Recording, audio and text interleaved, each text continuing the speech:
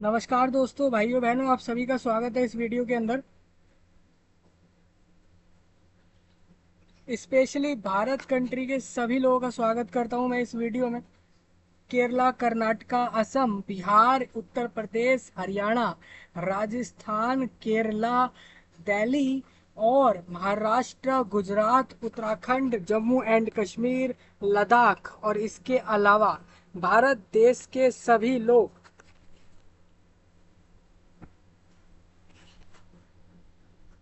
जो भी इस वीडियो में आए हैं, आप सभी का स्वागत है इस वीडियो के अंदर। दोस्तों, जैसा आप अपने स्क्रीन पर देख सकते हो, ssc.gov.in ये वेबसाइट आपके स्क्रीन पर खुला हुआ है।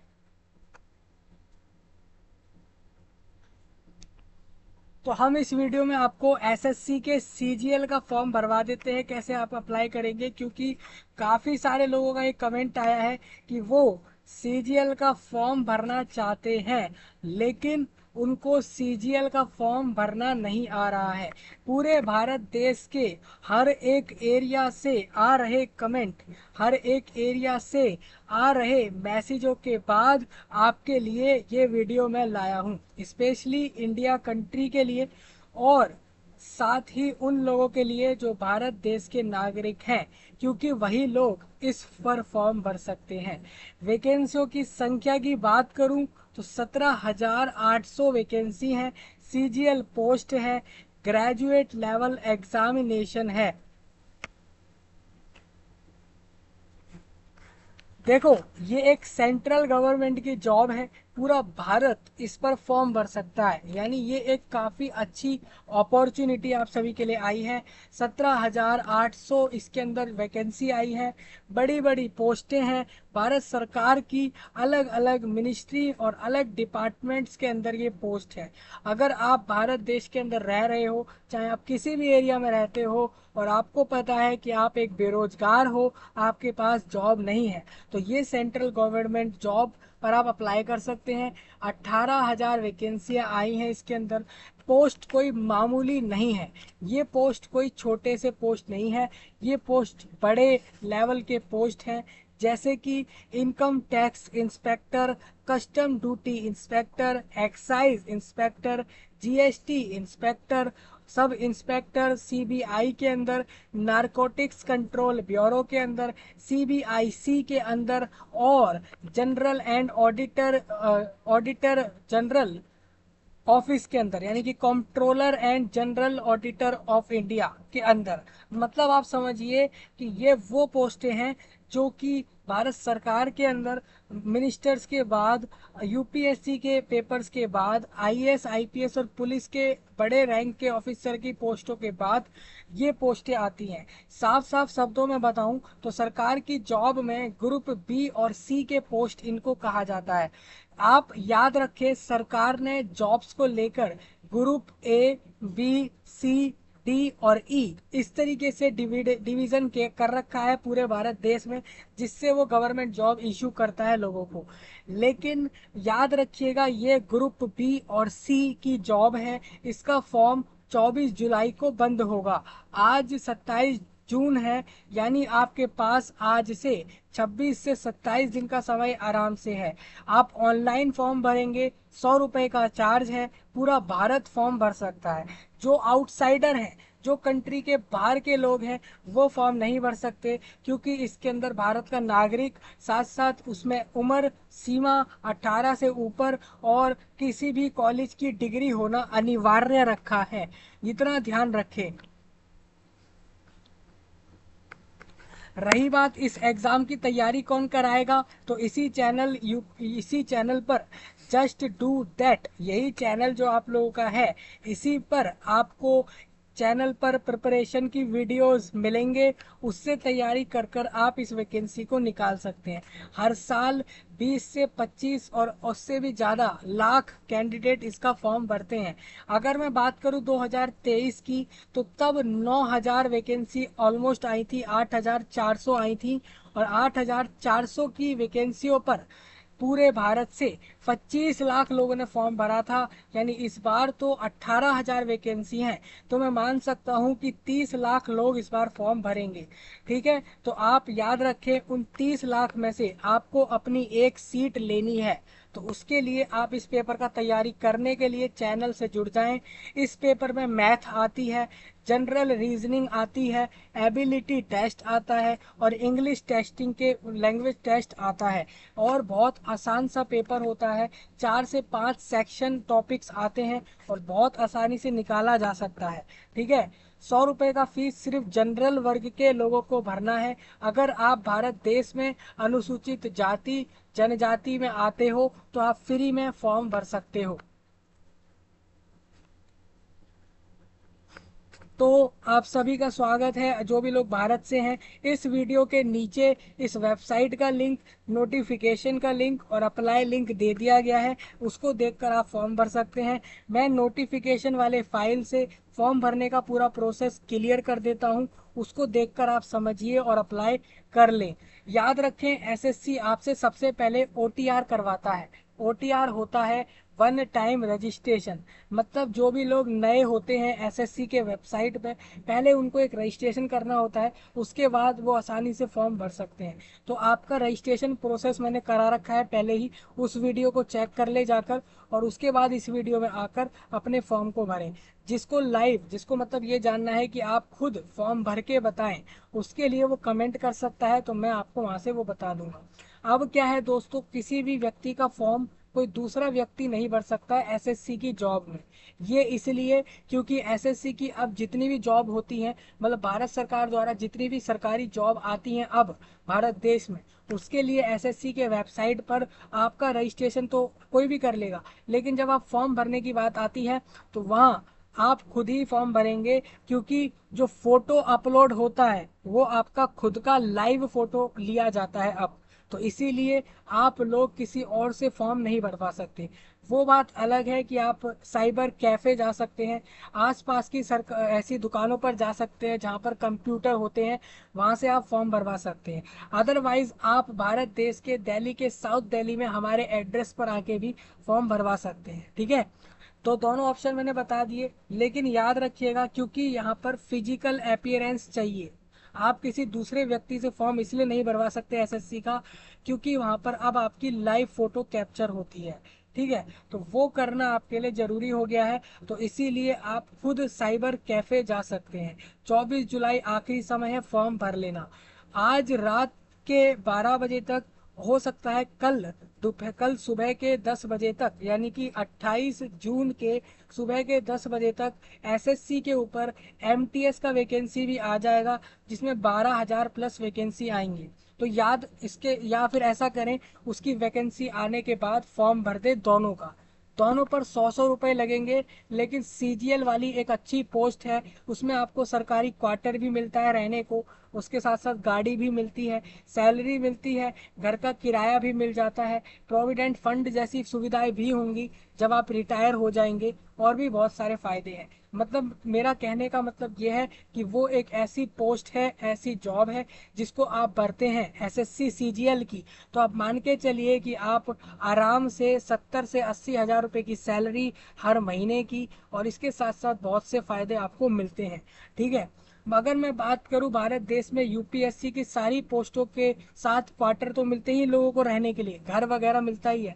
उसके बाद बड़ी पोस्टों में आती हैं ये पोस्टें, सरकारी पोस्टों में ये वाली आती हैं, जिसके फॉर्म आ चुके हैं, 24 जुलाई को बंद हो जाएंगे। तो सभी को फॉर्म भरना है इस बार। ठीक है, चलिए हम सारी बातें अब फॉर्म भर के आपको बता देते हैं। इस वीडियो को ज़्यादा से ज़्यादा लाइक करें, शेयर करें, विश्व के हर एक एरिया तक पहुंचनी चाहिए ये जानकारी, ये वीडियो खासकर भारत के हर एक चौराहे तक ये जानकारी पहुंचनी चाहिए, और साथ ही साथ भारत के बाहर भी पहुंचनी चाहिए, जिससे कि उनको भी पता लगे, दूसरे देश के लोगों को, कि यहाँ पर फॉर्म कैसे भरे जाते हैं सरकारी जॉबों के।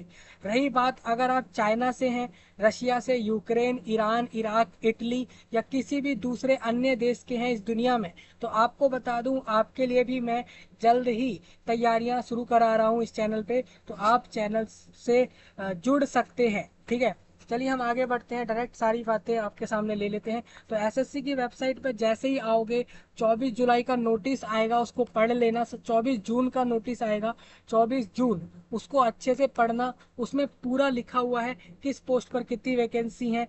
एक्चुअल में उन्होंने लिख के दे रखा है, उन्होंने इस बार टेंटेटिव वैकेंसी दी है, ये अभी तक नहीं आया है कि किस पोस्ट पर कितनी वैकेंसी है।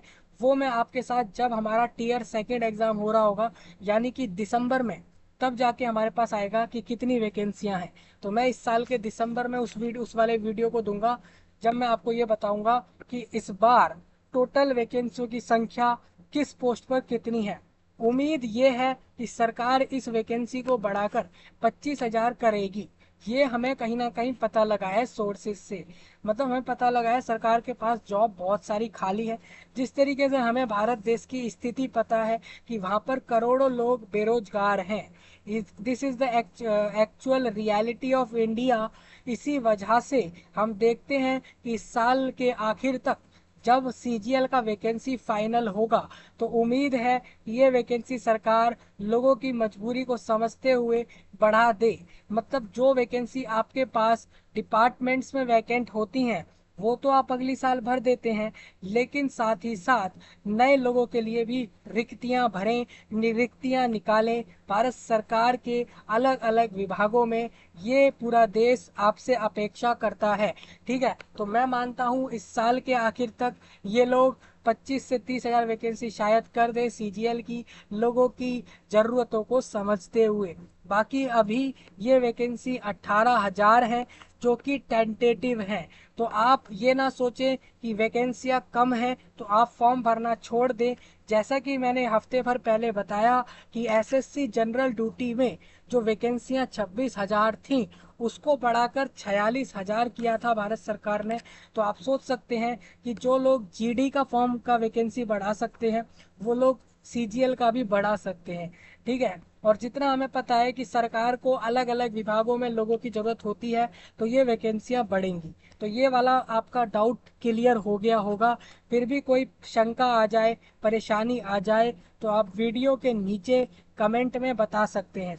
चलिए हम फॉर्म भर लेते हैं। आप जैसे ही एसएससी के वेबसाइट पर आते हो, लॉगिन और रजिस्टर का ऑप्शन मिलेगा, इस पर क्लिक करना। ठीक है, इस तरीके से आओगे, आप यहाँ पर इधर आ जाओगे वन टाइम रजिस्ट्रेशन पर, ओटीआर पर क्लिक करो, पर्सनल डिटेल डालो, अपना नाम, अपनी आइडेंटिफिकेशन, आधार कार्ड, पैन कार्ड, कुछ भी एक चीज़ दो, अपना मोबाइल का नंबर दे दो, पासवर्ड बना लो नया यहाँ पर, और कुछ भारत की डिटेल्स, जैसे कि आप भारत के नागरिक हो, आपका एड्रेस क्या है, आप कितने पढ़े लिखे हो, और ये सब डिक्लेयर करके कंटिन्यू पर टिक करो। इससे आपका वन टाइम रजिस्ट्रेशन हो जाएगा। ठीक है, तो रजिस्ट्रेशन का प्रोसेस समझ आया, उसके बाद आप फॉर्म भरने जा सकते हो। तो हम यहाँ चलते हैं सीधा आपका फॉर्म भरवाने की तरफ। तो नोटिफिकेशन के पेज नंबर 52 पर आपको आना है। देखो, नोटिफिकेशन आ गया। नोटिफिकेशन के पेज नंबर 49 पे सभी लोग आ जाना।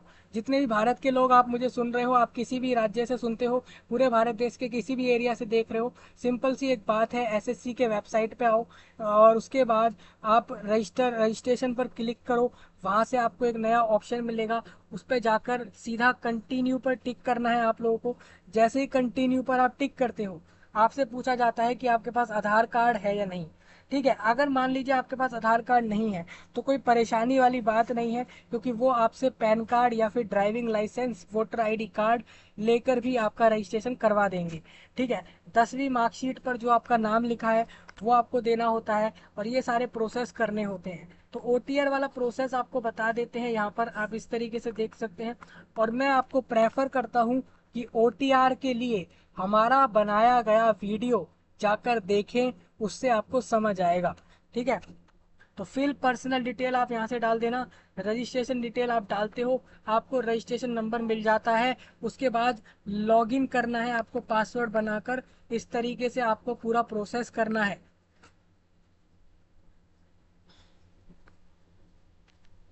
ठीक है, इस तरीके से आप डिक्लेरेशन देकर डिक्लेयर कर देना, और यहाँ से आपका रजिस्ट्रेशन हो जाएगा। उसके बाद आप लॉगिन कर जाना, और लॉगिन करने के बाद अब आपको फॉर्म भरना है पोस्ट के लिए। तो लॉगिन करने के बाद आप सिलेक्ट करते हो सीजीएल, सीजीएल का आपको फॉर्म भरना है, और उसको सिलेक्ट करके फिर आप इस तरीके से फॉर्म भरोगे। ये मैं आपको यहाँ से दिखा देता हूँ, ये देखिए। सीजीएल के लिए आप फॉर्म भरने आओगे, पर्सनल डिटेल डालनी है आपको, आपका नाम डालना है, 10वीं के मार्कशीट पर जो भी लिखा हुआ है।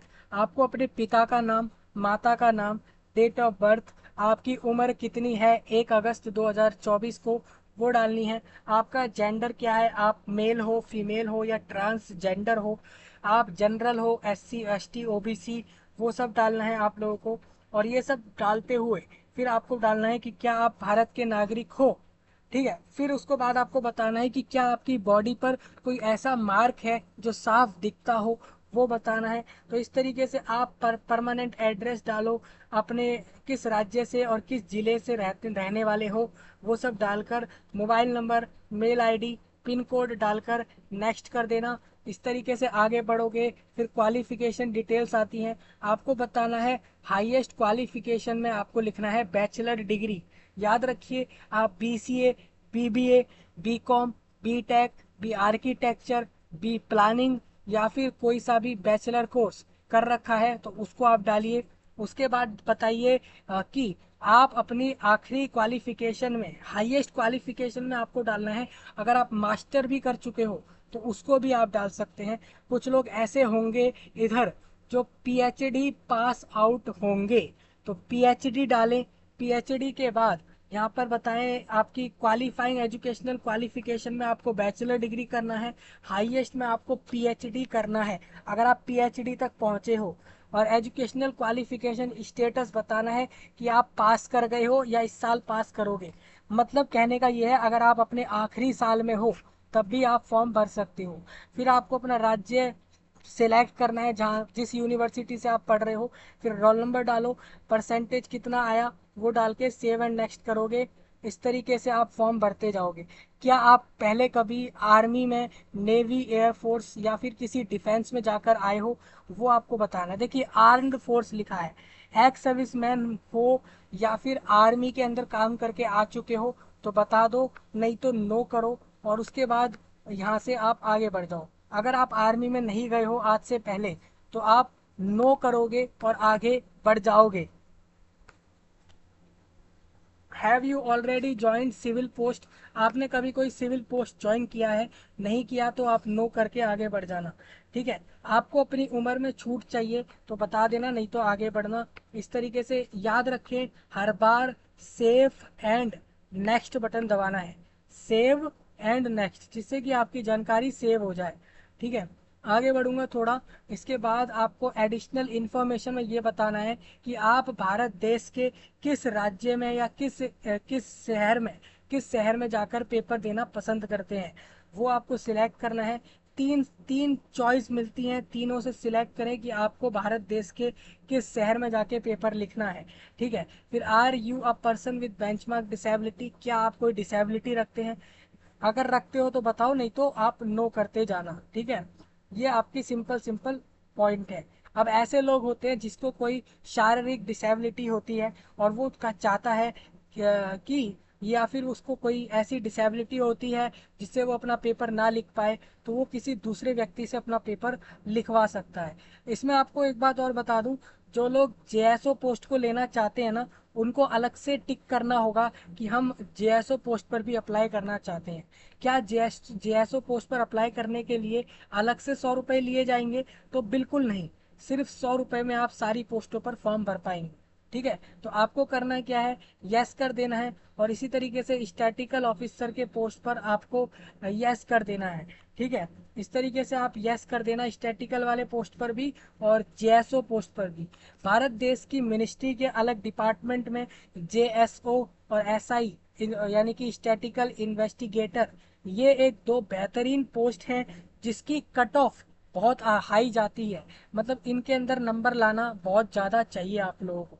फिर सेव एंड नेक्स्ट करके आगे बढ़ जाना। फिर थोड़ा आगे बढ़ते हो, फिर आपसे बोला जाता है आप अपनी फ़ोटो और साइन को अपलोड करो। तो जब आप अपने फ़ोटो को अपलोड करोगे तो लाइव फ़ोटो कैप्चर होगी इधर से, आपको अपने फ़ोन का कैमरा चालू करना है और फिर अपनी फ़ोटोज़ को अपलोड कर देना है। दूसरा ऑप्शन इन्होंने ये दे रखा है कि आप इस वेबसाइट से उस बार इस कोड को स्कैन कर लो। ये आपका QR कोड होता है, इसको मोबाइल से स्कैन करके फिर आप अपने मोबाइल से फ़ोटो लेकर भी अपलोड कर सकते हो। सिग्नेचर अपना पहले का अपलोड कर सकते हो। 20 KB से कम उसका साइज रखना होगा। सेव करके आप आगे बढ़ जाना। उसके बाद थोड़ा और आगे बढ़ते हो, फिर आपको ऑप्शन मिलता है फॉर्म का प्रीव्यू करने का, फॉर्म को एक बार बाहर से देखने का कि आपने सही से भरा या नहीं। तो आप इस तरीके से देखते हो कि हाँ भाई, मैंने अपना नाम, मैंने अपने पिताजी का नाम, माताजी का नाम और अपने जन्म तिथि को और अपनी उम्र को और मेरा क्या जेंडर है, क्या कैटेगरी है, सबको मैंने अच्छे से भरा है, नेशनैलिटी और सारी चीज़ें अच्छे से भरी है।